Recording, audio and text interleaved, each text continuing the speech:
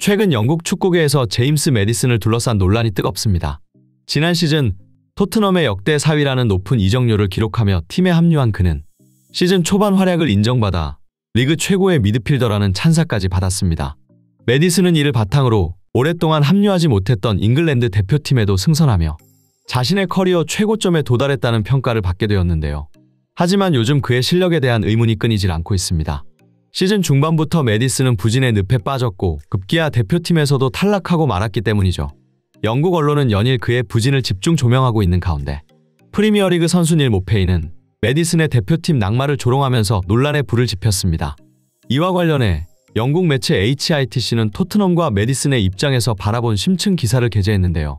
기사에서는 닐 모페이가 매디슨을 조롱한 사실을 언급하며 이는 매디슨의 자존심을 건드리는 일이라고 지적했습니다.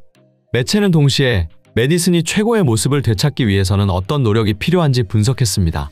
그런데 놀랍게도 영국의 축구 전문가들은 매디슨의 부진에 대해 전혀 다른 시각을 제시해 화제가 되고 있는데요. 그들은 매디슨의 문제가 단순한 개인의 실력 저하가 아니라 팀 내에서의 역할 변화, 특히 손흥민과의 관계 변화에서 비롯되었다고 주장해 많은 축구 팬들의 궁금증을 자아내고 있는데요.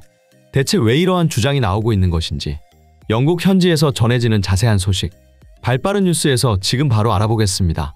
유럽 축구 최고의 무대 유로 2024 4년마다 열리는 이 대회에서 우승하는 것은 모든 유럽 국가들의 꿈이자 목표입니다. 특히 잉글랜드는 60년이 넘도록 유로에서 우승을 못했기에 이번 대회에 거는 기대가 더욱 큽니다. 이런 가운데 잉글랜드 축구 팬들은 과연 어떤 선수들이 대표팀에 소집될 것인지에 주목했습니다.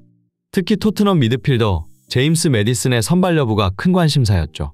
지난 시즌 매디슨은 프리미어리그에서 활약을 인정받아 잉글랜드 축구의 미래라는 평가까지 받았기 때문입니다. 하지만 놀랍게도 가레스 사우스게이트 감독은 매디슨을 유로 2024 최종 명단에서 제외해버렸는데요.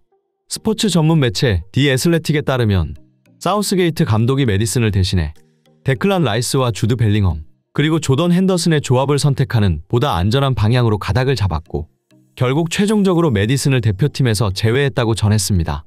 이는 축구 전문가들 사이에서는 어느 정도 예견된 일이었지만 영국 축구 팬들에게는 강한 충격으로 다가왔는데요. 지난 시즌까지만 해도 영국 축구계는 제임스 매디슨을 케빈 데브라위너와 견줄만한 세계 최고 수준의 미드필더로 평가하며 그를 잉글랜드의 차세대 스타로 지목했기 때문인데요. 이런 가운데 프리미어리그의 악동 닐 모페이가 매디슨의 대표팀 탈락을 조롱하는 발언을 해 논란을 불러일으켰습니다. 이 사건으로 인해 매디슨의 대표팀 제외 소식은 순식간에 전세계 축구 팬들 사이에서 뜨거운 화두로 떠오르게 되었는데요. 닐 모페이는 매디슨의 다트 세레머니를 따라하며 그를 도발했던 선수로 잘 알려져 있습니다.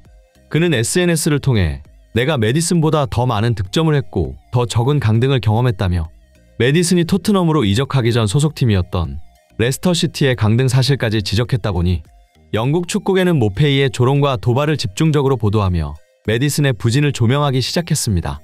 일각에서는 매디슨이 부상 이후 폼이 급격히 저하되었다는 분석을 내놓았지만 대다수의 축구 전문가들은 이에 동의하지 않았습니다.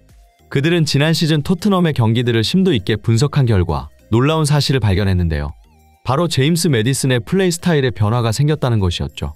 시즌 초반 토트넘에 새로 합류한 매디슨은 비교적 이타적인 플레이 스타일을 보였습니다. 당시 그는 크리스티안 에릭센의 빈자리를 완벽히 메울 수 있는 리그 최상위 선수라는 평가까지 받았습니다. 하지만 점차 스포트라이트를 받게 되면서 매디슨의 플레이 스타일의 변화가 찾아왔다고 하는데요. 매디슨은 슈팅 시도를 점점 늘리기 시작했고 이에 따라 시즌 전반기에 보여주었던 훌륭한 연계 능력이 사라지면서 심각한 부진에 빠지게 되었다는 분석이었습니다. 그들은 특히 제임스 매디슨의 슈팅 시도가 손흥민만큼 많다는 사실에 주목했는데 이는 매우 이례적인 현상이었습니다. 축구 통계 사이트 풋몹의 자료에 따르면 매디슨의 슈팅 시도 빈도는 64%로 손흥민의 67%와 거의 비슷한 수준이었습니다. 문제는 손흥민은 토트넘의 최전방 공격수인 반면 매디슨은 미드필더라는 점이었는데요. 미드필더의 주요 역할이 공격 조율과 기회 창출인데 매디슨은 지나친 슈팅 욕심으로 인해 이 역할을 충실히 수행하지 못했다는 것이 축구 전문가들의 설명이었죠. 그리고 매디슨이 부진한 또 다른 이유는 단순히 그의 슈팅 시도가 많기 때문만은 아니었습니다. 축구 전문가들은 매디슨과 함께 뛰는 선수 손흥민과의 관계 변화에도 주목했는데요. 지난 시즌 매디슨은 경기 중 손흥민과 동선이 겹치자 손흥민을 밀치며 자신이 슈팅을 시도하는 모습을 보였는데 이 사건을 기점으로 매디슨의 실력은 점점 하락하기 시작했다고 합니다. 당시 매디슨은 경기 후 인터뷰에서 서로 방해한 것이 아니라 손흥민이 날 가로막았다. 이제 그를 못 볼 것 같다.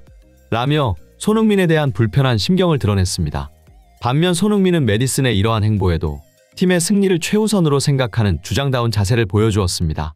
그러나 메디슨의 개인 플레이 성향은 리그가 진행될수록 더욱 심해졌고 이는 결국 그의 심각한 부진으로 직결되었죠.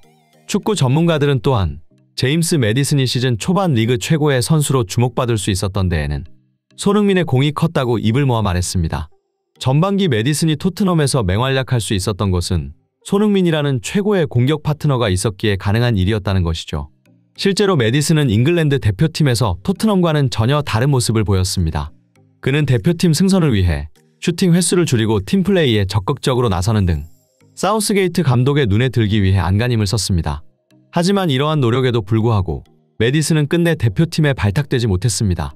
즉, 전문가들의 설명을 정리하자면 메디슨이 시즌 초반 주목받았던 것은 그의 플레이메이킹 능력 덕분이 아니라 사실 손흥민이라는 월드클래스 공격수와 함께 했기 때문이었다는 것입니다. 실제로 프리미어리그 최고의 플레이메이커로 손꼽히는 맨시티의 케빈 데브라위너와 리버풀의 트렌트 알렉산더 아놀드는 손흥민과 한 팀에서 뛰고 싶다는 의사를 여러 차례 밝혀 화제가 되었습니다.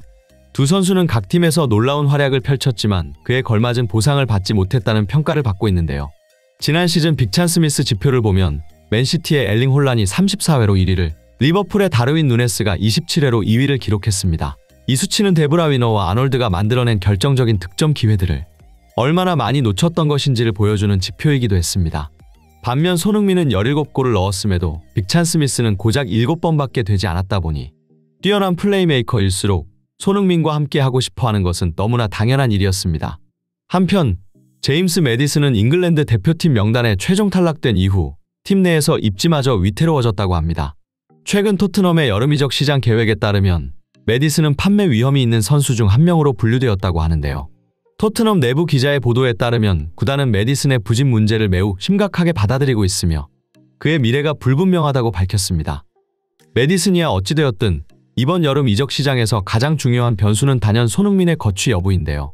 현재 손흥민은 맨시티의 펩 과르디올라 감독으로부터 지속적인 러브콜을 받고 있는 만큼 그의 이적 가능성이 점점 커지고 있기 때문입니다. 실제로 영국 언론들은 작년부터 해리 케인의 이적에 따라 손흥민의 연계 이적 가능성에 대해 우려의 목소리를 냈습니다. 케인이 토트넘을 떠나면서 손흥민 역시 다른 선수들처럼 이적 도미노 현상에 휩싸일 수 있다는 것이었죠. 손흥민의 재계약 협상이 지지부진한 가운데 영국 언론들은 그의 이적 가능성에 무게를 두고 있습니다.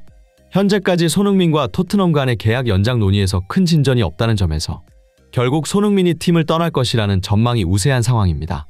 흥미롭게도 이번 상황은 과거 손흥민이 레버쿠젠에서 토트넘으로 이적했던 때와 유사한 양상을 보이고 있습니다.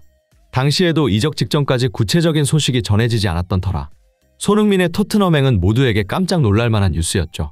이를 감안하면 이번에도 손흥민의 이적이 극적으로 전개될 가능성이 높은 상황입니다. 이상 발빠른 뉴스였습니다. 구독과 좋아요는 영상 제작에 큰 힘이 됩니다. 시청해주셔서 감사합니다.